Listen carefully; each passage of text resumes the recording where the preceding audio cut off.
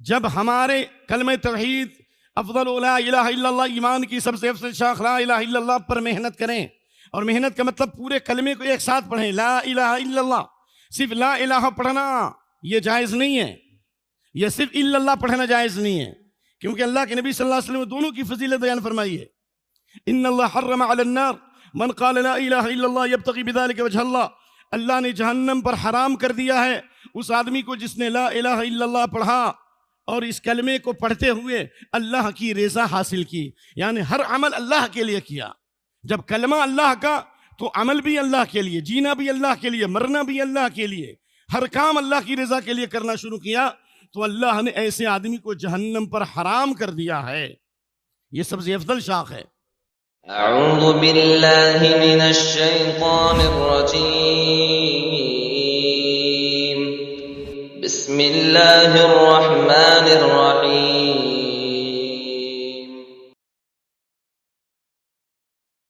قد افلح المؤمنون الذين هم في صلاتهم خاشعون والذين هم عن اللغو معرضون والذين هم للزكاة فاعلون والذين هم لفروجهم حافظون إلا على أزواجهم أو ما ملكت أيمانهم فإنهم غير ملومين فمن ابتغى وراء ذلك فأولئك هم العادون والذين هم لأماناتهم وعهدهم راعون والذين هم على صلواتهم يحافظون أولئك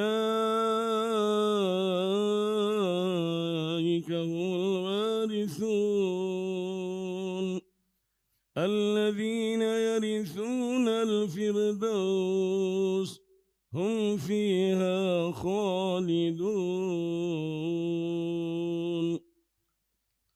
اللهم إنا نعوذ بك أن نشرك بك شيئا نعلمه ونستغفرك لما لا نعلمه اللهم حبب إلينا الإيمان وزينه في قلوبنا وكره إلينا الكفر والفسوق والعصيان واجعلنا من الراشدين اللهم زينا بزينة الإيمان واجعلنا هداة مهتدين رب اشرح لي صدري ويسر لي أمري واحلل عقدة من لساني يفقه قولي رب زدني علما۔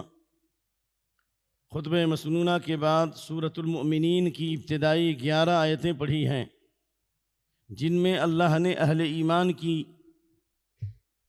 عمدہ خوبیوں اور بلند ترین صفتوں اور اعلیٰ اخلاق کا تذکرہ کیا ہے، یعنی مومن جن کے ایمان کی شہادت اللہ نے دی اور اس ایمان کی بنیاد پر ان کے اعمال کی پاکیزگی، اخلاقی بلندی اور معاملات کی صفائی کی بنیاد پر اللہ تعالیٰ نے جنت الفردوس کا وعدہ فرمایا ہے، اور یہ جنت الفردوس فإنه أعلى الجنة اذا سألتم الله فسألوه الفردوس، اگر اللہ سے جنت مانگنی ہو تو بیسٹ کوالٹی سب سے اعلیٰ جنت مانگو، اور وہ جنت الفردوس ہے۔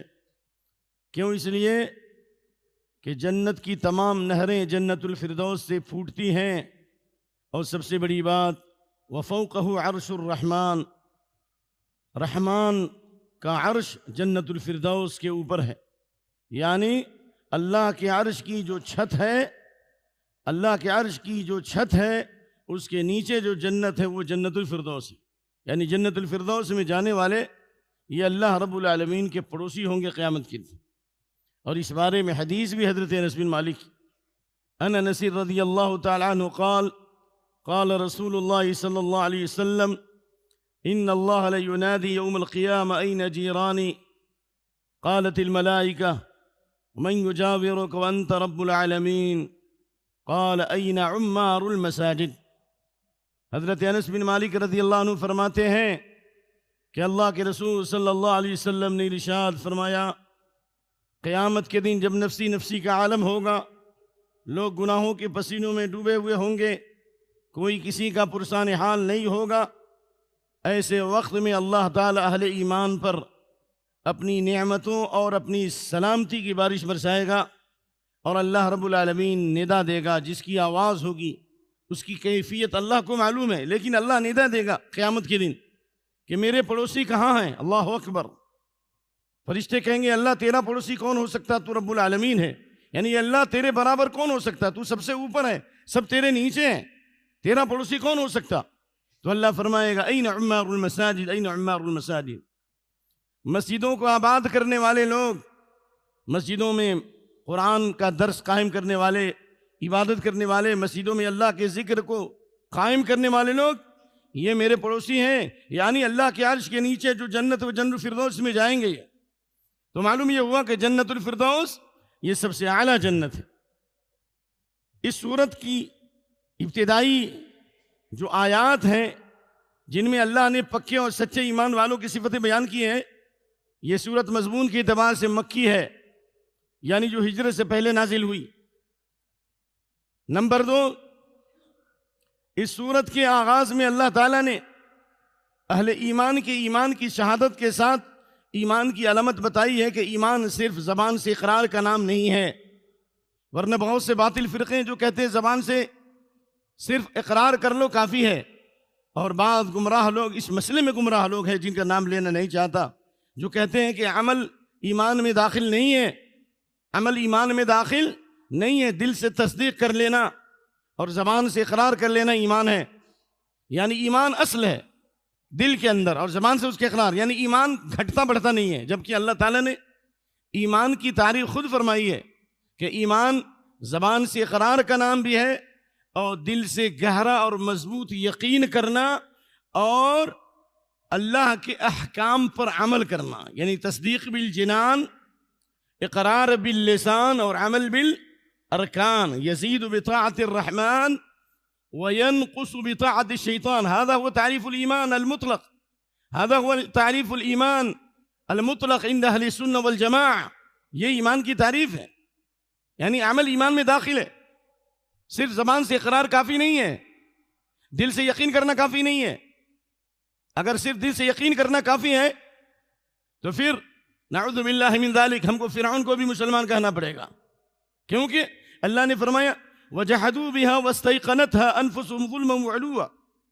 نبی صلی اللہ علیہ وسلم پر اللہ نے آیت نازل کی، موسیٰ علیہ السلام کو اللہ نے 9 بڑی نشانیاں دی، جن میں سے ید بیضاء اور لاٹھی کا اژدہا بن جانا اور ان کے بازو سے ایک روشنی کا نکلنا، اور بھی نشانیوں کا تذکرہ ہے۔ تو ان تمام نشانیوں کو جب فرعون نے دیکھا اور اس کے لاؤ لشکر نے انکار تو کیا زبان سے، لیکن دل میں یقین ہو چکا کہ یہ سچ ہے اور ہم جھوٹے ہیں، ہم مکار ہیں۔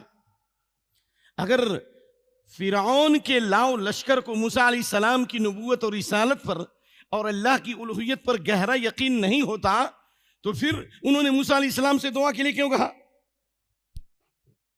جب موسیٰ علیہ السلام نے فرعون کو اور اس کی قوم کو ڈرایا اللہ کی معصیت سے، اور جب جھٹلانے لگے تو اللہ نے ان پر عذاب نازل کیا، یعنی اللہ تعالیٰ نے ٹڈی کا عذاب نازل کیا، اللہ نے طوفان نازل کیا، خون کا عذاب نازل کیا، میڈک کا عذاب نازل کیا، قحط سالی کا عذاب اللہ نے نازل کیا۔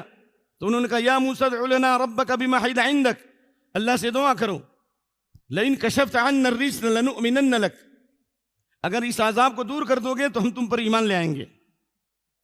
تو وہ فرعون کے پاس کیوں نہیں گئے؟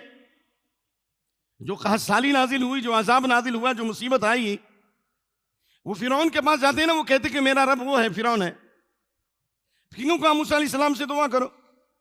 اس کا مطلب ان کو یقین تھا کہ فرعون کاذب ہے، جھوٹا ہے، باطل ہے، اور موسیٰ علیہ السلام جو دعوت پیش کر وہ حق ہے، وہ سچ ہے، اور وہی الہ حق ہے جو رب العالمین ہے، جس کی دعوت موسیٰ علیہ السلام دے رہے ہیں۔ تو کیا اللہ نے ان کو مومن کہا؟ یہ کافر، سب سے بڑے کافر ہیں، سب سے سخت عذاب میں جائیں گے وہ۔ وَجَحَدُوا بِهَا وَاسْتَيْقَنَتْهَا أَنفُسُهُمْ، انکار کیا لیکن ان کے دل میں گہرا یقین تھا۔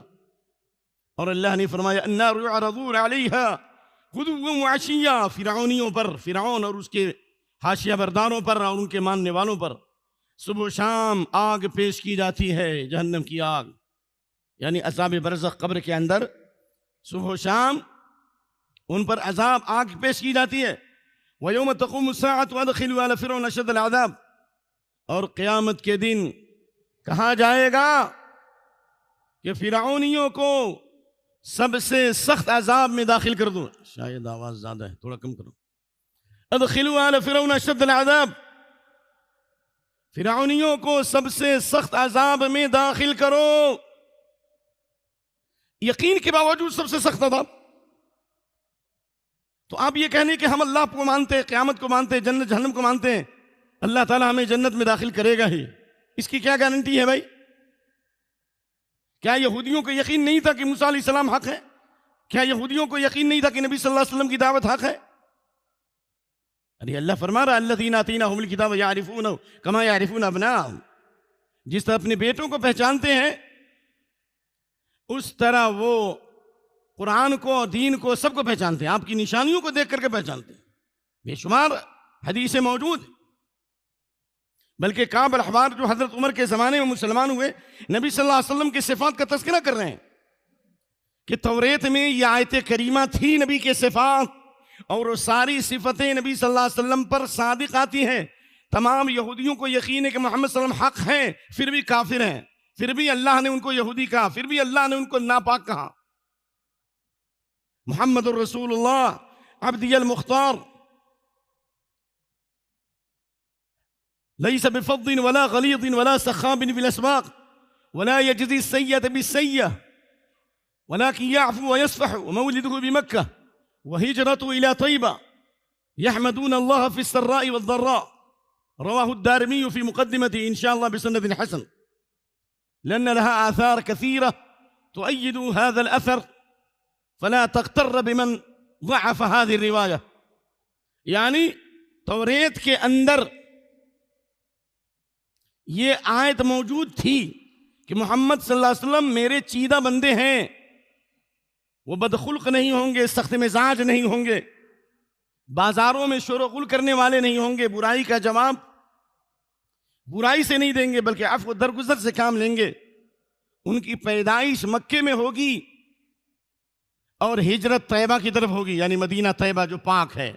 ناپاک لوگوں کو مدینہ اس طرح باہر کرے گا جس طرح آگ لوہے کے زنگ کو باہر کرتی ہے، ناپاک لوگوں کو نکال دے گا، خاص طور سے آخری زمانے میں بالخصوص جب دجال آئے گا.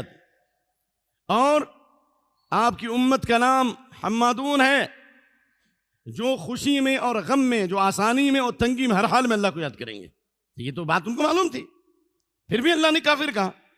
تو یہ جو ہماری تھیوری بن چکی ہے کہ بس ایمان ہے ہمارا کافی ہے، یہ دھوکہ مت کھائیے. ایمان کے لیے عمل ضروری ہے، ہاں ٹھیک ہے. یقین کا جو درجہ ہے وہ عمل کا نہیں ہے، یہ تو بالکل صحیح ہے. یقین کیونکہ اللہ کے نبی صلی اللہ علیہ وسلم ایمان کی تعریف میں تصدیق بالجنان، اقرار باللسان، عمل بالارکان تینوں کہا. میں یہ سمجھانا چاہ رہا ہوں، آپ سمجھیے اس کو. مثال آپ صلی اللہ علیہ وسلم الایمان بضع و سبعون شعبہ، ایمان کی 70 سے زیادہ برانچیں ہیں. ایمان کی جڑ دل میں ہوتی ہے. ایمان کا درخت دل میں جڑ پکڑتا ہے، لیکن جب ایمان دل میں ہوگا تو ایمان کی شاخیں بھی ہوں گی، اس کے پتے بھی ہوں گے، اس کے پھول بھی ہوں گے اور اس کے پھل بھی آئیں گے. آئیں گے نہیں آئیں گے بھئی؟ الم تر کیف ضرب اللہ مثلا کلمۃ طیبہ کشجرۃ طیبہ اصلها ثابت وفرعها فی السماء. یعنی مومن کہ جو کلمہ پڑھتا ہے، کلمہ توحید یا ایمان کا جو اظہار کرتا ہے، اس کی مثال اس پاک درخت کی طرح ہے. مومن کا دل بھی پاک ہے اور جو کلمہ طیبہ ہے وہ کلمہ بھی پاک، ٹھیک ہے. تو وہ پاکیزہ درخت کی طرح، کھجور کے درخت کی طرح ہے جس کی جڑیں زمین میں ہو، شاخیں آسمان میں، اور ایسا درخت ہے جو ہمیشہ پھل لاتا ہے. یعنی مومن کے دل میں ایمان جڑ پکڑتا ہے تو اس کے پتے بھی ہوتے ہیں، یعنی وہ بہت سارے اعمال بھی کرتا ہے، اس کی شاخیں ہوتی ہیں، اور اس کی شاخیں کہاں ہوتی ہیں؟ آسمان کی بلندیوں میں. یعنی مومن یقین کے ساتھ اور اقرار کے ساتھ اور اخلاص کے ساتھ جو عمل کرتا ہے تو اس کے اعمال آسمان میں چڑھتے ہیں. اس لیے آپ نے فرمایا ایمان کی 70 سے زیادہ شاخیں ہیں. جمعائی آئے تو ایسے بند کرنا چاہیے، معاف کیجیے گا. التثاؤب من الشیطان، جمعائی آنا کس کی طرف سے ہے؟ شیطان کی طرف سے. گستاخی معاف کریں گے. فَإِذَا تَثَاءَبَ أَحَدُكُمْ فَلْيَكْذِبْ مَا اسْتَطَاعَ. جتنا ہو سکے اس کو روکو، کیونکہ کرنے سے شیطان ہنستا ہے۔ تو آپ صلی اللہ علیہ وسلم نے فرمایا سب سے افضل شاخ لا الہ الا اللہ ہے، لا الہ الا اللہ پڑھنا افضل سے اچھی شاخ ہے۔ مثال کے طور پر اگر ہم افضل لا الہ الا اللہ پڑھنا آج سے شروع کر دینا، اس کے معنی کو سمجھ کر، اس کے معنی پر یقین کرتے ہوئے اور اس کے شروط پر عمل کرتے ہوئے، واللہ العظیم قرآن شہادت دیتا ہے کہ دنیا اور آخرت کے سارے مسائل اللہ آسان کر دے گا۔ یہ قرآن کہتا ہے یا ایھا الذین آمنوا اتقوا اللہ وقولوا قولا سدیدا، اے ایمان والو اللہ کا تقوی اختیار کرو، پرہیزگار بنو۔ پرہیزگار کا مطلب گناہوں سے بچو، آنکھ کی برائی سے، آنکھ کی زبان کی برائی سے، شرمگاہ کی برائی سے، پیٹ کی برائی سے، نگاہ کی برائی سے بچو، حرام کاری سے بچو، اور زبان سے صحیح بات بولو، صحیح بات حق اور انصاف کی بات بولو۔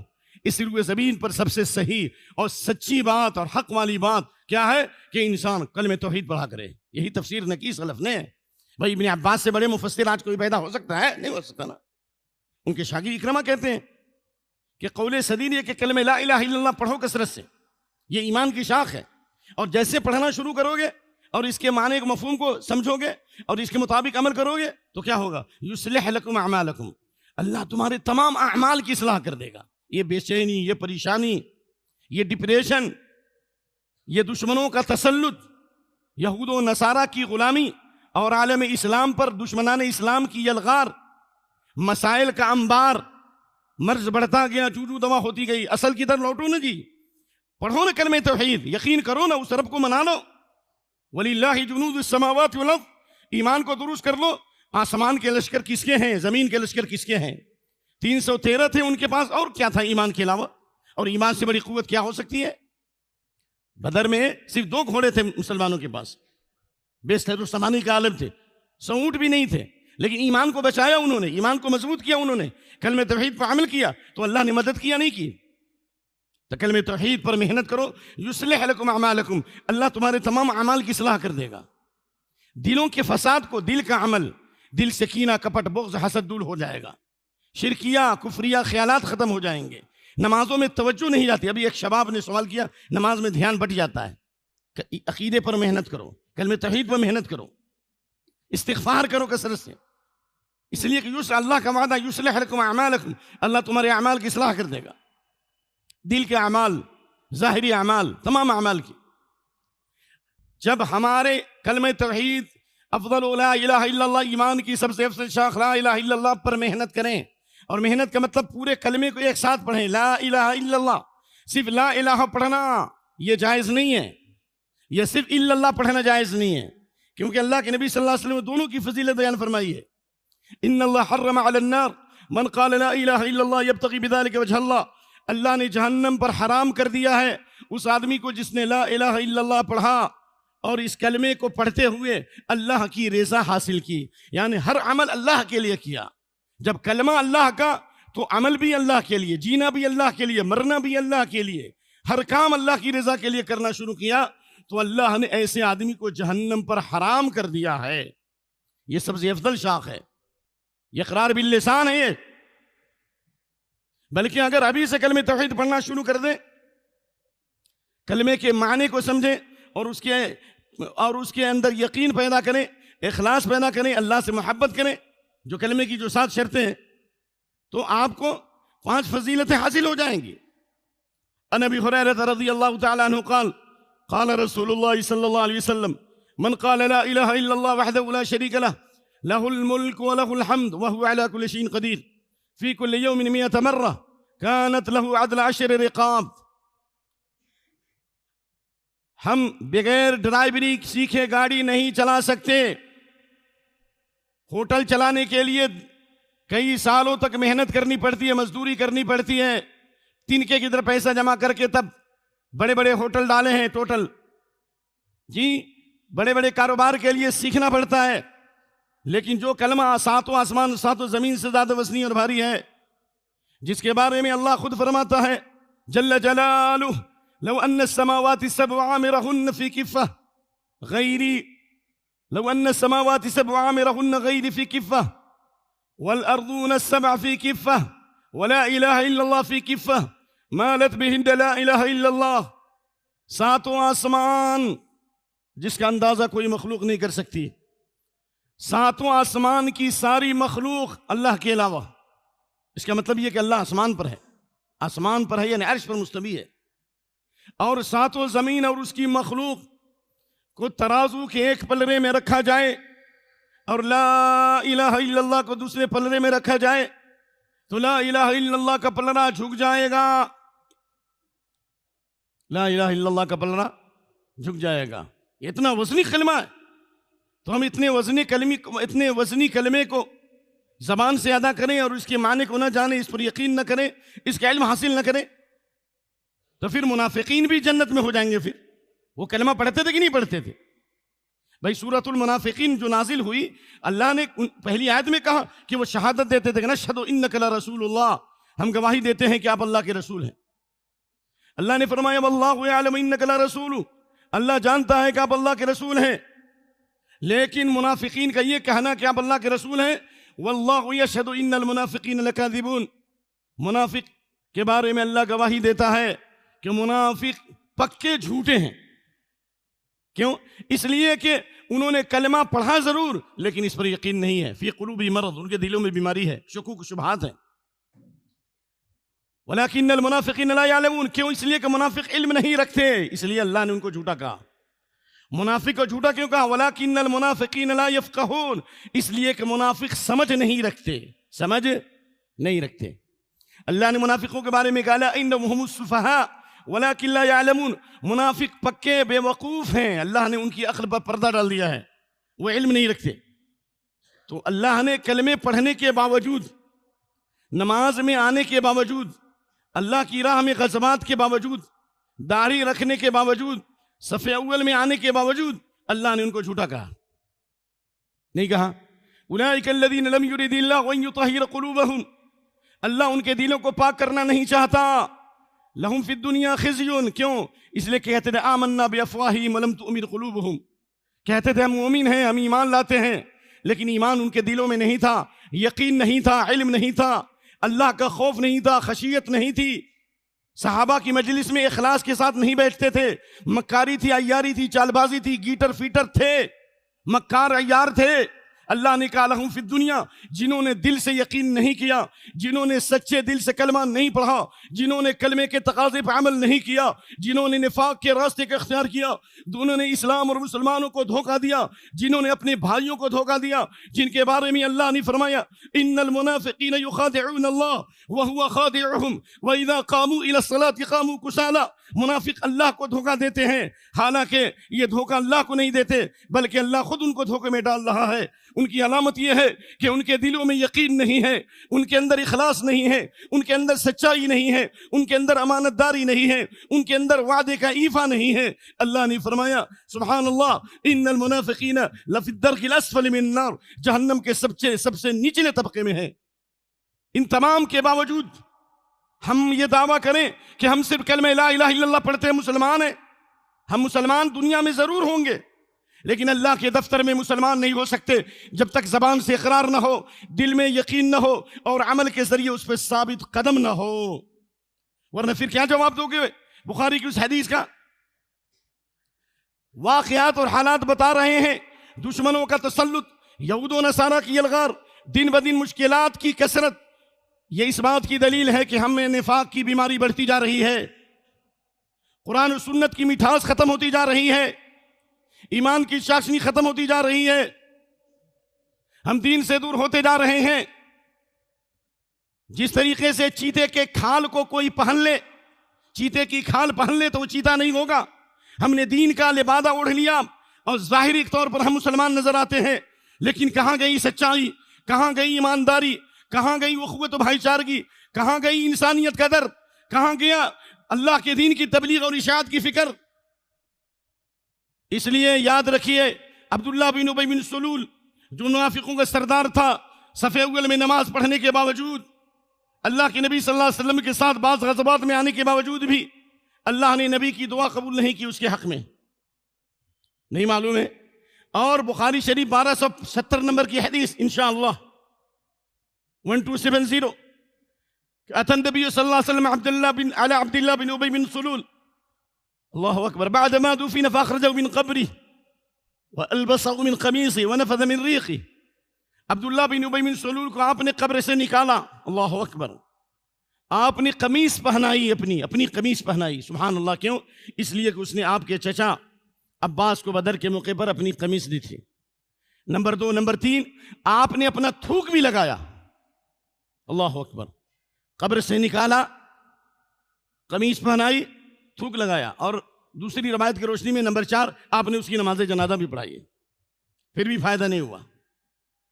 اللہ نے فرمایا استغفر لهم او لا تستغفر لهم، چاہے آپ استغفار کریں یا نہ کریں، ان تستغفر لهم 70 مرہ، 70 مرتبہ بھی استغفار کریں گے، اس کے لیے معافی مانگیں گے کہ اللہ ان کو بخش دے، اللہ نہیں معاف کرے گا۔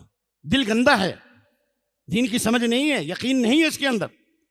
سواء علیہم استغفرت لهم، پھر بعد میں اللہ نے کہا چاہے آپ پوری زندگی اس کے لیے مغفرت کی دعا کریں، اللہ آپ کی دعا بھی اس کے حق میں قبول نہیں کرے گا، سبحان اللہ۔ دل میں جب نفاق ہو، مکاری اور عیاری چال بازی ہو، اسلام اور مسلمانوں کے ساتھ فراڈ کیا جائے، دین کو صرف ڈھال بنا لے، اور نفاق کی بیماری ہمارے اندر آ جائے، تو نبی کی دعا بھی قبول نہیں ہے۔ کیا اللہ کے نبی صلی اللہ علیہ وسلم کی دعا نہیں ہے؟ آپ نے حضرت عائشہ رضی اللہ عنہ کو، آپ حضرت عائشہ فرماتی ہیں کہ میں نے نبی صلی اللہ علیہ وسلم کو حشاش بشاش دیکھا، تو میں نے نبی صلی اللہ علیہ وسلم سے کہا یا رسول اللہ میرے لیے دعا فرمائیے، تو آپ نے کیا فرمایا؟ اللہم اغفر لها ما قدمت وما اخرت وما اسرت وما اعلنت، اللہ اکبر۔ اے اللہ عائشہ کے اگلے پچھلے گناہوں کو معاف فرما، رضی اللہ عنہ، جو پوشیدہ گناہ انہیں بھی معاف کر دے، جو ظاہر گناہ انہیں بھی معاف کر دے۔ اور آپ نے فرمایا کہ یہ دعا میری ہر امت کے لیے ہے، یہ دعا میری ہر امت کے لیے ہے۔ پھر دعائیں قبول کیوں نہیں ہمارے لیے؟ اس لیے کہ ایمان کی جو شاخیں ہیں ان میں سب سے افضل شاخ لا الہ الا اللہ ہے، اور سب سے ادنا شاخ راستے سے گندی چیز کو دور کرنا ہے۔ سارے راستے گندے نظر آ رہے ہیں، روڈوں پر تکلیف ہو رہی ہے، اور کیچڑ آلود راستے ہیں، ہر انسان کیچڑ اچھالتے ہوئے جا رہا ہے، یہ کون سا ایمان ہے بھائی؟ مجھے یہاں نماز کے لیے آنے میں دقت ہوئی، میں الگ سے کپڑے لے کے آنے چاہا، تو پھر بھی کسی نے کہا کہ نہیں میں لے چلتا ہوں، ہمیں پیدل آنا پڑا۔ یہ ایمان نہیں ہے۔ اللہ کے نبی کہتے ہیں من آذى المسلمین فی طرقهم فقد وجب علیہ لعنتهم، جس نے ایمان والوں کو تکلیف دی راستوں میں، اس پر اللہ کی لعنت واجب ہے۔ اگر آپ راستے کو گندا کر رہے ہو، اپنی سڑکیں بنا رہے ہو، اپنے گھروں کو سجا رہے ہو، اپنی گاڑیوں کو سجا رہے ہو، روزانہ ڈش پہ ڈش کھاتے جا رہے ہو، راستے گندے ہو رہے ہیں، یہ ہماری پہچان بن گئی ہے۔ جو الطہور شطر الایمان، پاکی آدھا ایمان ہے یا نہیں ہے؟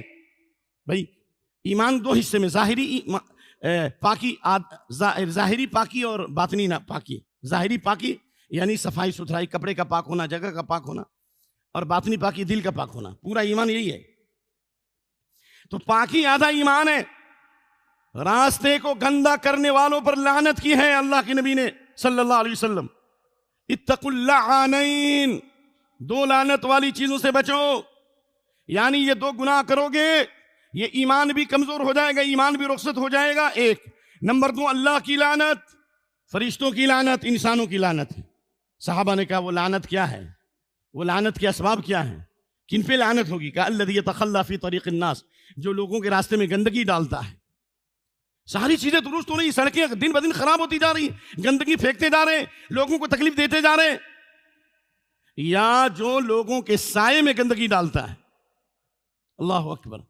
تو خلاصہ یہ ہوا کہ راستے سے گندی چیز دور کرنا یہ ایمان کی شاخ ہے۔ گویا کہ جو راستوں کو گندا کرے گا ایمان اس میں نہیں ہے، ایمان چلا جائے گا، اور جو راستہ کو صاف کرے، جو راستے سے گندگی دور کرے، جو لوگوں کو آرام پہنچائے، یہ ایمان کی دلیل ہے۔ آخر ایک آدمی صرف راستے سے کانٹا ہٹا دیا تو اللہ نے اس کے سارے گناہوں کو معاف کر دیا، جنت میں گیا کہ نہیں گیا؟ بھائی حدیث ہے نا بخاری کی، نہیں؟ مر رجل بغصن شجرۃ فأخرها فشکر اللہ لہ فادخلہ الجنہ او کما قال۔ ایک آدمی ایک راستے سے جا رہا تھا اور ایک جھاڑ تھا جس میں کانٹا تھا، اس کانٹے کو اس نے کاٹ دیا، اللہ نے اس کے عمل کو قبول کر لیا اور اللہ نے اس کو جنت میں داخل کر دیا۔ ایمان تھا اس کے اندر۔ اس کا یہ مطلب نہیں کہ صرف یہی کام کرنے سے ہو جائے گا، ایمان رکھتے ہوئے اس نے یہ کام کیا، یہ ایمان کی پہچان ہے۔ لہذا ادنا ایمان کیا ہے؟ راستے سے گندگی کو دور کرنا، اور خاص طور سے لوگوں کی تکلیف کو دور کرنا، یہ ایمان کی افضل ترین علامت ہے، سب سے افضل ترین عمل ہے۔ افضل الاعمال سرور تدخل على مؤمن او تكشف عنه كربا او تقضي عنه دينا او تطرد عنه جوعا۔ اے میرے دوست، اے میرے عزیز، کب عمل کریں گے؟ اللہ نے اتنا بہترین چانس دیا۔ ہمارے اسلاف آئے تھے یہاں اخلاق کی قوت لے کر، ایمان کی قوت لے کر آئے تھے، اور ایمان و عمل کے زیور سے آراستہ تھے۔ پورے بھارت ورش میں اسلام کی خوشبو پھیلنے لگی۔ گنگا اور جمنا کے کنارے ہمارے اسلاف نے وضو کر کے نمازیں پڑھی۔ اخلاق و کردار کا اثر ہوتا سب سے زیادہ ہے۔ اس لیے اس بات کو یاد رکھیے کہ اللہ کے نبی صلی اللہ علیہ وسلم نے فرمایا والحیاء شعبۃ من ایمان، اور حیا بھی ایمان کی ایک شاخ ہے۔ اس حدیث میں تینوں چیز آ گئی، زبان سے اقرار کرنا لا الہ الا اللہ، اور راستے سے تکلیف دہ چیز دور کرنا، یہ عمل بالارکان ہو گیا عمل، اور حیا جو ہے ایمان کی شاخ ہے۔ حیا اور غیرت، اللہ سے حیا کرو۔ تو اگر ایمان ہے تو اللہ نے کہا قد افلح المؤمنون، ایمان والے کامیاب ہو گئے۔ جو اللہ پر ایمان، فرشتوں پر ایمان، کتابوں پر ایمان، آخرت پر ایمان، تقدیر کی اچھائی برائی پر ایمان، تو ایمان کے لیے کامیابی ہے۔ اور یہ کامیابی سے کیا مراد؟ آخرت کی کامیابی ہے۔ نمبر 1 فمن زحزح عن النار وادخل الجنة فقد فاز، جو جہنم سے بچا لیا گیا اور جنت میں داخل کر دیا گیا وہ کامیاب ہو گیا۔ ایک نمبر 2 دنیا میں کامیابی کیا ہوگی؟ ادرکوا ما طلبوا ونجوا من كل ما هربوا اولئک هم مفلحون۔ اللہ نے کافر کو نہیں کہا ہے، منافق کو نہیں کہا، اللہ نے کہا انه لا يفلح الكافرون، کافر کامیاب نہیں ہو سکتے۔ نجا ظاہر پرستی پر اگر کچھ عقل و دانش ہے، چمکتا جو نظر آتا ہے سب سونا نہیں ہوتا۔ اللہ نے کہا لا يغرنك تقلب الذين كفروا في البلاد متاع قليل ثم مأواهم جہنم وبئس المہاد۔ کافروں کا الٹ پھیر، چہل پہل، ان سر قبر اور ان کا پوری دنیا میں تجارت کے لیے پھرنا، یہ تم کو دھوکے میں نہ ڈالے، یہ تھوڑا سا وقتی فائدہ ہے، ان کا ٹھکانہ جہنم ہے۔ اللہ نے کہا ولا تعجبك اموالهم واولادهم، مال اور اولاد کی کثرت پر دھوکہ مت کھاؤ۔ انما يريد الله ليعذبهم بها في الحیاة الدنیا، اللہ مال کے ذریعے بھی عذاب دیتا ہے اور اولاد کے ذریعے بھی عذاب دیتا ہے۔ مال کو اللہ اس کے لیے وبال جال بنا دیا، فلاں تاریخ کو فلاں جھاڑ کے نیچے اتنا پیسہ لے کے آؤ یا اتنا کروڑ روپیہ لے آؤ، نہیں تو 6 انچ چھوٹا کر دیا جائے گا، یہ بھی تو عذاب ہے نا۔ مال کے باوجود بھی خطرات ہیں، امن سکون سے اللہ نے محروم کر دیا، اولاد کو نافرمان کر دیا۔ تو معلوم یہ ہوا کہ اللہ رب العالمین کا یہ فرمان قد افلح المؤمنون، ایمان والے کامیاب ہو گئے، یعنی کامیابی مومن کے لیے آخرت میں تو ہے ہی لیکن دنیا میں بھی ہے۔ کافر کامیاب نہیں ہو سکتے، انہ لا یفلح الکافرون، کافر کامیاب نہیں ہو سکتے۔ ایک اللہ نے کہا ولا یفلح الساحر حیث اتی، جادوگر کبھی کامیاب نہیں ہو سکتے۔ وقتی کا نظر آتا، من طلب المال بالکیمیا افلس، کہا نا امام یوسف نے، بھائی امام یوسف کا قول ہے، جادوگری کے ذریعے، مکاری عیاری کے ذریعے، کرتب دکھلا کر، جادوگری دکھلا کر جو پیسہ کماتا ہے وہ ہمیشہ غریب ہی رہے گا، فقیر ہی رہے گا، مسکین ہی رہے گا۔ تو اگر 10 کروڑ کی بلڈنگ اگر جادوگر نے خرید لی تو اس کے مطلب کامیاب نہیں، کامیاب نہیں۔ کامیابی مومن کے لیے ہے، قد افلح المؤمنون، ایمان والوں کے لیے کامیابی ہے۔ اور اس کامیابی کی مثال وَلِلَّهِ الْعِزَّةُ وَلِرَسُولِهِ وَلِلْمُؤْمِنِينَ، عزت اللہ کے لیے، رسول کے لیے، ایمان والوں کے لیے ہے۔ کہاں ہے ہماری عزت؟ کہاں ہے اللہ کا خوف؟ کہاں ہے مسجدوں کی حفاظت، ہمارے حقوق کی پامالی اور آئے دن قوانین کا، نئے نئے قوانین کی جکڑ بندیوں میں جکڑنا؟ یہ اس بات کی دلیل ہے کہ قد افلح المؤمنون ہم کو حاصل نہیں ہے۔ اگر مومنین حاصل ہے تو اللہ نے ایمان کی بنیاد پر کہا وَأَنْتُمُ الْأَعْلَوْنَ إِن كُنتُم مُؤْمِنِينَ، تم سب سے اوپر رہو گے، سوپر رہو گے، اوپر نہیں بلکہ انتم الاعلون، تم سوپر رہو گے اگر تم مومن ہو۔ کہاں ہے سوپر؟ 56 سے زیادہ اسلامی ممالک اور ہماری حیثیت یہود و نصارہ سے بھی بدتر ہو چکی ہے، مشرکین اور کفار کی نگاہوں میں ہم ذلیل و خوار ہو چکے ہیں، امن و سکون سے ہم محروم ہیں۔ اس کا مطلب یہ ہے کہ ایمان پر ہم نے محنت نہیں کی ہے۔ اللہ کا یہ فرمان وَإِنَّ جُنْدَنَا لَهُمُ الْغَالِبُونَ، ہمارا لشکر غالب ہوگا۔ کہاں ہے غلبہ؟ جی اللہ کا فرمان وَكَانَ حَقًّا عَلَيْنَا نَصْرُ الْمُؤْمِنِينَ، ایمان والوں کی مدد کرنا ہم پر حق ہے۔ اللہ نے فرمایا ہم پر واجب ہے، ہم نے واجب کر لیا ہے۔ پھر مسجد اقصیٰ پر تسلط اور بلاد اسلامیہ پر دشمنان اسلام کے حملے، اس بات کی دلیل ہے کہ ہم نے اسباب پہ محنت کی ہے، دنیا کی چیزوں پہ محنت کی ہے، ہم نے ایمان پہ محنت نہیں کی ہے، ہم نے ایمان سیکھا نہیں ہے۔ حسن بصری بڑے عالم یا ہم بڑے عالم بھائی؟ لیس الایمان بالتمنی ولا بالتحلی، ایمان تمناؤں کا نام نہیں ہے، ایمان کھانے پینے کا نام نہیں ہے، لباس کا نام نہیں ہے، تزین و تجمل کا نام نہیں ہے، ولکن ما وقر فی القلب والصدق والعمل، ایمان اس بات کا نام ہے جو دل میں جاگزی ہو جائے اور عمل کے ذریعے سے اس کی تصدیق کرے۔ تو اس لیے قد افلح المؤمنون میں ہمارے لیے پیغام ہے کہ ایمان والوں کے لیے کامیابی ہے اور کافروں کے لیے ناکامی ہے اگر ہم اور آپ ایمان کے تقاضے پر عمل کریں، جس کا تذکرہ اللہ تعالیٰ نے سورۃ المؤمنین کی ان ابتدائی 11 آیتوں میں کیا ہے۔ جب یہ سورت نازل ہوئی تو حضرت عمر رضی اللہ عنہ فرماتے ہیں کہ آپ صلی اللہ علیہ وسلم نے ہاتھ اٹھا کر دعا فرمائی، قد افلح المؤمنون الذین هم فی صلاتهم خاشعون سے لے کر اولئک هم الوارثون الذین یرثون الفردوس تک جب نازل ہوئی تو آپ نے ہاتھ اٹھا کر دعا کی، اللہم زدنا ولا تنقصنا، اے اللہ ہمیں زیادتی عطا فرما، ہمیں کمی نہ کر، واکرمنا ولا تہنا، اور ہمیں ہماری تعظیم کر، ہماری توہین نہ کر، واعطنا ہمیں عطا فرما، ہمیں محروم نہ کر، وآثرنا، اے اللہ ہمیں دشمنوں پر ترجیح دے، ہمیں دشمنوں پر غلبہ عطا فرما، ولا تؤثر علینا، اور دشمنوں کو ہمارے خلاف راستہ نہ دے، اللہم ارض عنا، اے اللہ تو ہم سے راضی ہو جائے، وردنا، اور ہم کو راضی بھی کر دے۔ پھر آپ نے فرمایا کہ لقد انزل علی 10 آیات من اول سورۃ المؤمنین من اقامہن دخل الجنہ، او کما قال، کہ سورہ مومنین کی ابتدائی 11 آیتیں، بلکہ 10 کہا گیا، کیونکہ 11 کا مطلب 10 بھی ہوتا ہے، کیونکہ عرب کے لوگ کسر کو چھوڑ دیتے ہیں۔ جس نے ان 10 آیتوں پر عمل کیا وہ جنت میں داخل ہوگا۔ چنانچہ اللہ نے ان کا تذکرہ فرمایا ہے، جو انشاءاللہ جس کا ترجمہ پچھلے یعنی دوسرے خطبے میں کر دیا جائے گا، کہ ایمان کے ساتھ اعمال پر اگر محنت کی جائے تو دنیا میں بھی کامیابی اور آخرت میں بھی، اور اللہ تعالیٰ جنت میں اپنا پڑوسی بنائے گا جو سب سے اعلیٰ جنت ہے۔ اقول قولی هذا واستغفر الله لي ولكم ولسائر المسلمين واستغفروه انه الغفور الرحيم۔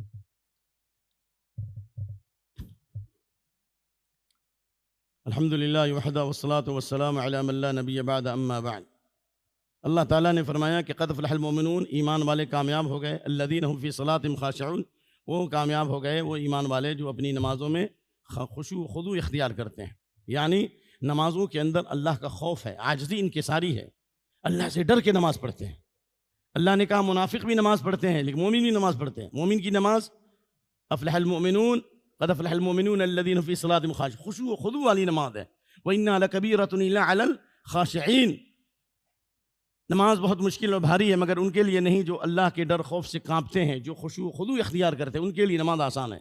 اب منافق کے بارے میں اللہ نے کیا فرمایا؟ فَوَيْلٌ لِّلْمُصَلِّينَ الَّذِينَ هُمْ عَنْ صَلَاتِهِمْ سَاهُونَ، ان نمازیوں کے لیے تباہی بربادی ہے جو اپنی نمازوں میں سستی اور کاہلی کرتے ہیں، غفلت کے ساتھ نماز پڑھتے ہیں، بے توجہی کے ساتھ نماز پڑھتے ہیں۔ یہ منافق کی نماز ہے اور یہ مومن کی نماز ہے۔ اس لیے آپ نے فرمایا تلک صلاۃ المنافق، تلک صلاۃ المنافق، یہ منافق کی نماز، یہ منافق کی نماز۔ یرقب الشمس، سورج کے ڈوبنے کا انتظار کرتا ہے، یہاں تک کہ سورج جب بالکل ڈوبنے کے قریب ہوتا ہے، قام فنقر 4، تو وہ کھڑا ہوتا ہے اور 4 ٹھونگے مارتا ہے، یعنی 4 چونچ مارتا ہے، جلدی نماز پڑھ لیتا ہے، وہ نماز منہ پہ مار دی جاتی ہے۔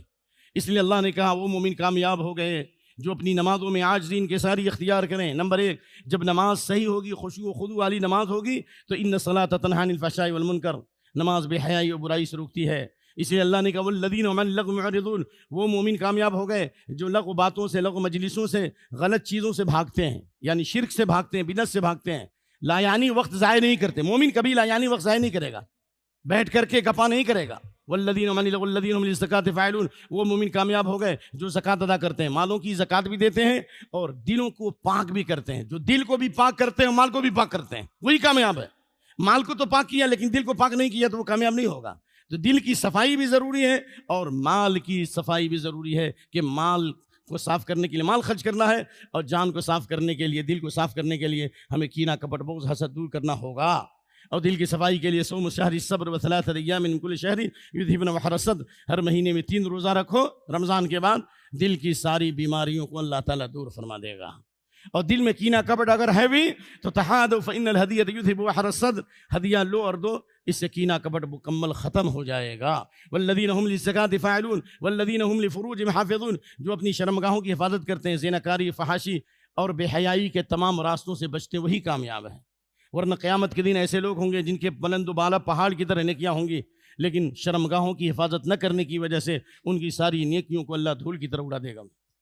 او الا علی ازواج، سوائے اپنی بیویوں کے یا لونڈیوں کے، جو جائز طریقے سے اپنی خواہش کی تکمیل کرتے ہیں ان کی پکڑ نہیں ہے۔ اور اللہ نے کہا وہ مومن کامیاب ہو گئے جو اپنی امانتوں اور اپنے وعدوں کی حفاظت کرتے ہیں۔ اور آخری میں والذین هم علی صلواتہم یحافظون، جو اپنی نمازوں کی حفاظت کرتے ہیں۔ یعنی اس میں اشارہ ہے جب تک انسان نماز کی حفاظت نہیں کرے گا وہ دنیا کے کام کو بھی صحیح انجام نہیں دے سکتا ہے۔ حضرت عمر رضی اللہ تعالیٰ عنہ نے خط لکھا اپنے عمال کے پاس کہ تمہارے حکومت کے تمام کاموں میں سب سے اہم نماز ہے، نماز وقت پر پڑھو جماعت کے ساتھ۔ جس نے وقت پر جماعت سے نماز پڑھی اس کا دین اور دنیا دونوں صحیح ہو گیا، اور جس نے نماز کو ضائع کر دیا وہ دنیا کے کام کو بھی ضائع کر دے گا، اور دھوبی کا گدھا نہ گھاٹ کا نہ گھر کا۔ تو اللہ نے فرمایا جو اپنی نمازوں کی حفاظت کرتے ہیں ان کے بارے میں کہا اولئک هم الوارثون، یہی لوگ جنت الفردوس میں جانے والے ہیں جو سب سے اعلیٰ جنت ہے۔ بلکہ اللہ ان کو ایمان جن میں یہ صفات ہوں گی اللہ ان کو اپنی بھی جنت دے گا، اور کافروں کی جو جنت اللہ نے بنائی ہے، یہود و نصارہ کی جو جنت بنائی ہے، ان جنتوں کو بھی اللہ ایمان والوں کے نام پر لکھ دے گا۔ یہ بھی حدیث ہے مسلم شریف میں جس کا تذکرہ آئندہ خطبے میں آنے والا ہے۔ یعنی کچھ لوگ گناہوں کے بلند و بالا پہاڑ کی طرح گناہ کر کے لائیں گے، لیکن سچی زندگی انہیں آخری زندگی ان کی اچھی ہوگی، پاک صاف گزاری ہوگی، لیکن ان کے گناہ بلند و بالا پہاڑ کی طرح ہوں گے۔ اللہ ان سارے گناہوں کو یہود و نصارہ پہ ڈال دے گا، اور یہود و نصارہ کی جنت ایمان والوں کو عطا فرمائے گا۔ اپنی بھی جنت لے لیں گے اور یہود و نصارہ کی جنت بھی لے لیں گے۔ انشاءاللہ اگلے خطبے میں اس کی تشریح کی جائے گی۔ اللہم انصر دینک و کتابک و سنت نبیک و عبادک المؤمنین، اللہم اعز الاسلام والمسلمین وذل الشرک والمشرکین ودمر اعداءك اعداء الدين من الكفرة والملحدين، اللهم اجعل هذا البلد آمنة مطمئنا وسائر بلاد المسلمين۔ اللہ اس ملک کو امن و سلامتی کا ملک بنا دے، اور تمام شرور فتن سے ہمارے ملک کو تمام خطے